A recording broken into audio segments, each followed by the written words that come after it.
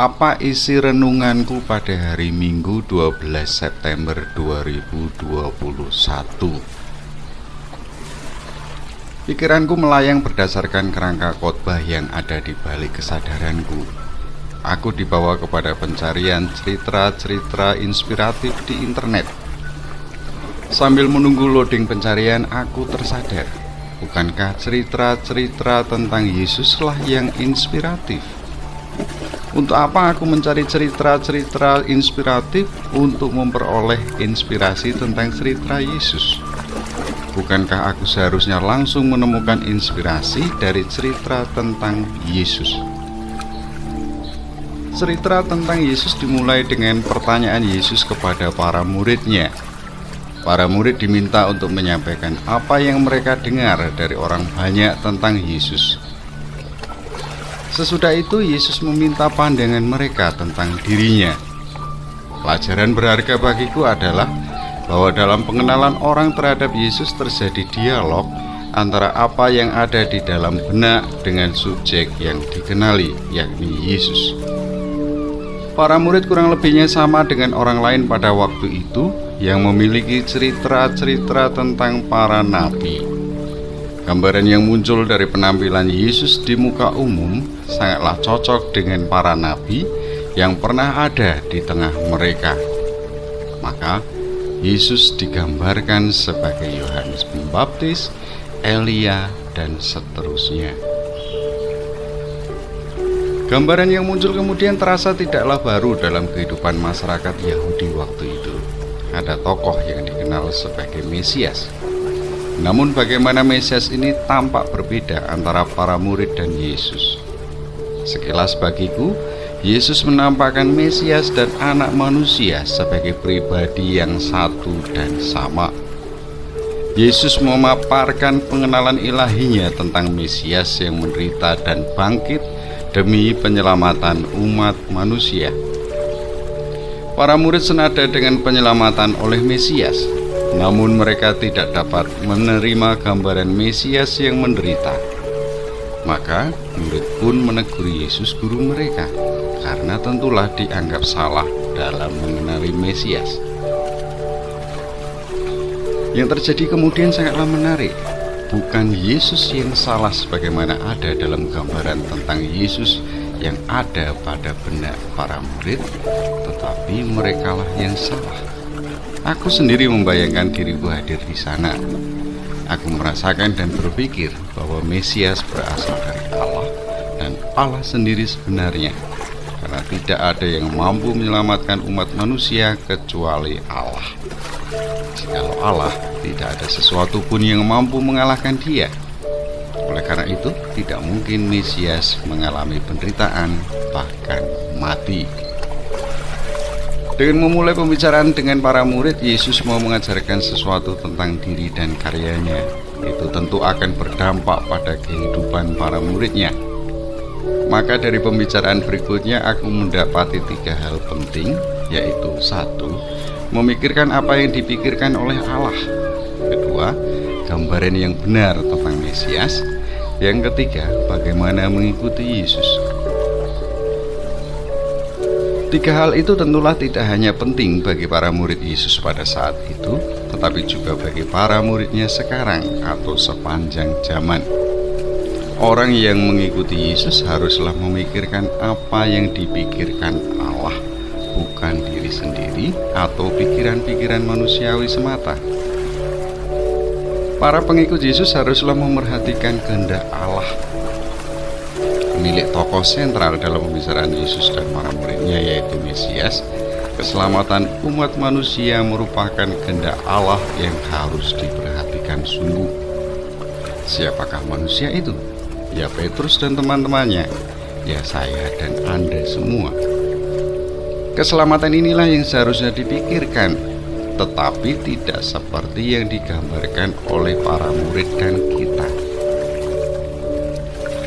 Kata-kata siapa yang mau menyelamatkan nyawanya, Markus bab 8 ayat 35, menunjukkan bahwa kecenderungan pribadi-pribadi manusiawi adalah mencari keselamatan diri sendiri.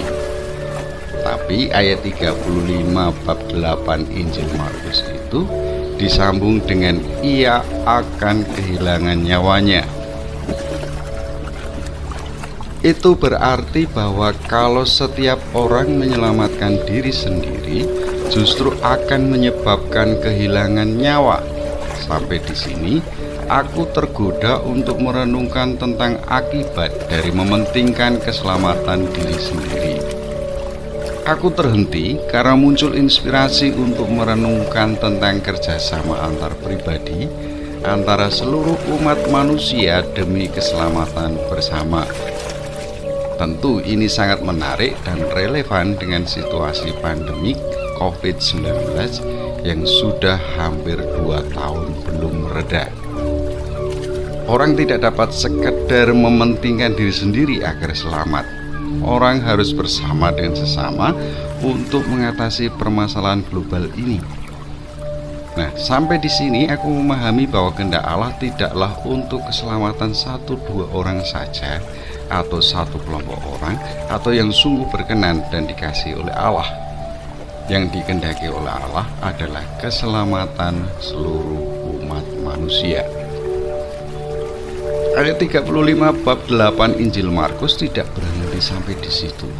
Dikatakan bahwa orang akan menyelamatkan nyawanya jikalau kehilangan nyawanya demi Yesus dan Injil.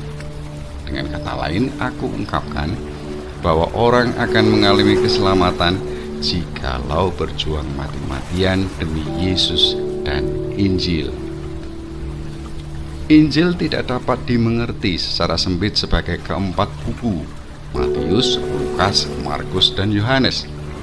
Injil merupakan keseluruhan rencana keselamatan Allah dan pemenuhannya dalam dan melalui Yesus. Dalam arti inilah, lalu keberadaan Mesias dan para pengikutnya mengalami eksistensinya. Mesias ada di dalam keseluruhan rencana keselamatan Allah dan pemenuhannya. Demikian pun para pengikutnya. Mereka tidak hanya diselamatkan, tetapi terutama dipanggil untuk terlibat dalam karya penyelamatan mesianik.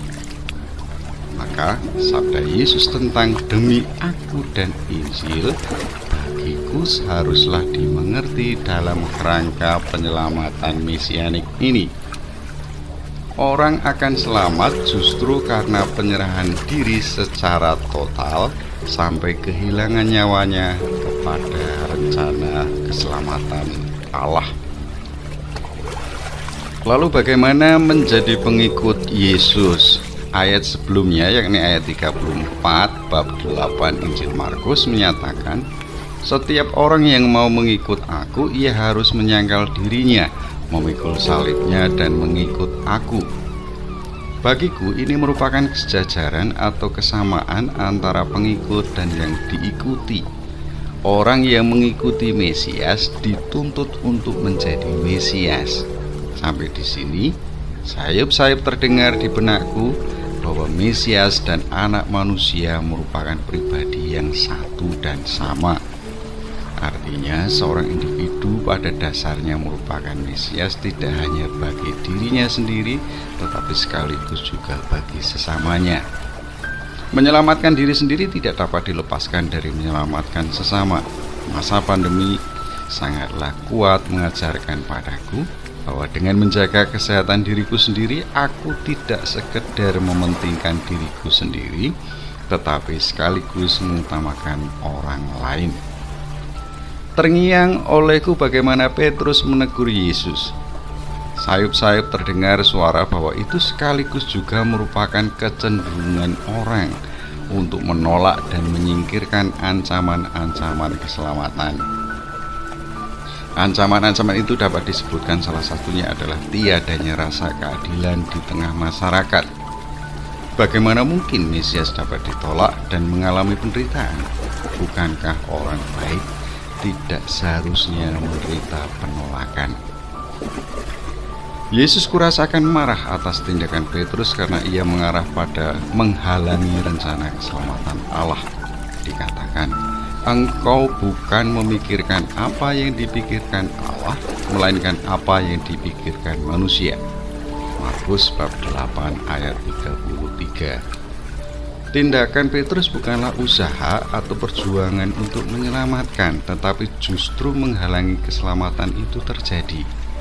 Jikalau Petrus mencermati apa yang disabdakan Yesus tentang fenomena sosial yang tampak dari perilaku para tua-tua, imam-imam kepala, dan ahli-ahli Taurat, tentulah Yesus tidak akan murka.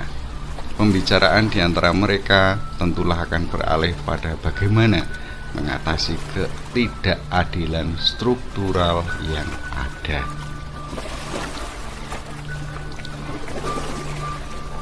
Dengan demikian, menyangkal diri haruslah dimengerti sebagai usaha membelokkan kembali orientasi batin kepada yang benar.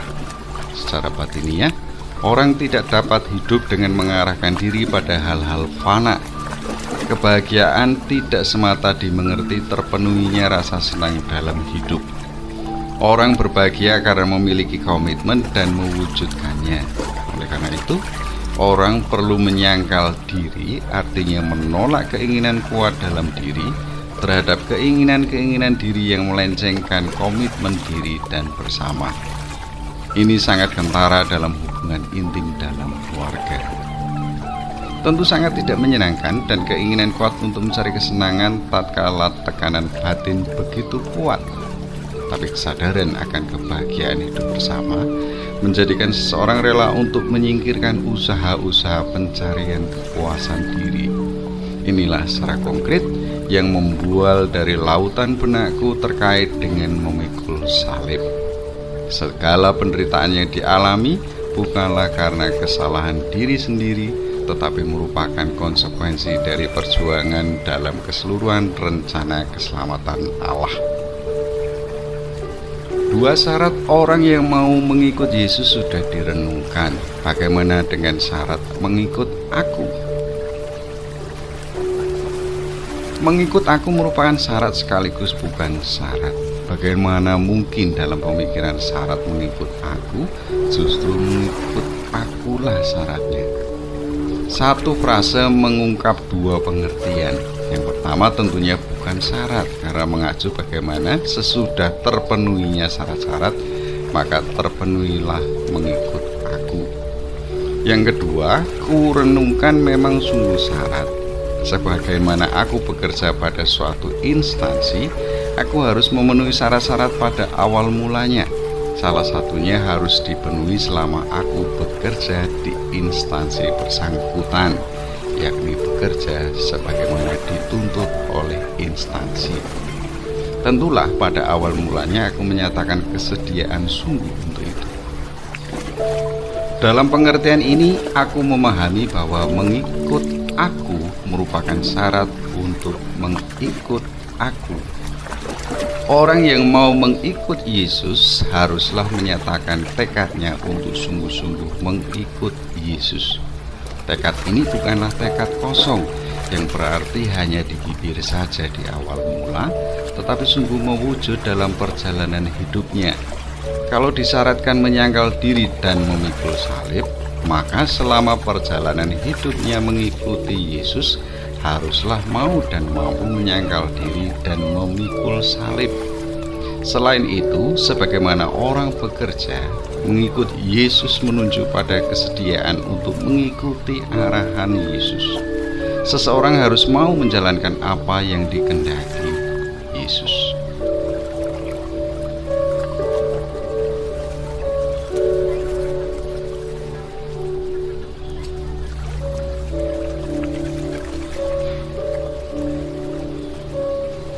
Ya Tuhan, bimbinglah aku senantiasa agar mau dan mampu memahami segala rencana keselamatan-Mu dalam hidupku. Jauhkanlah aku dari gangguan dan godaan yang hendak menghalangi terpenuhinya keselamatan-Mu dalam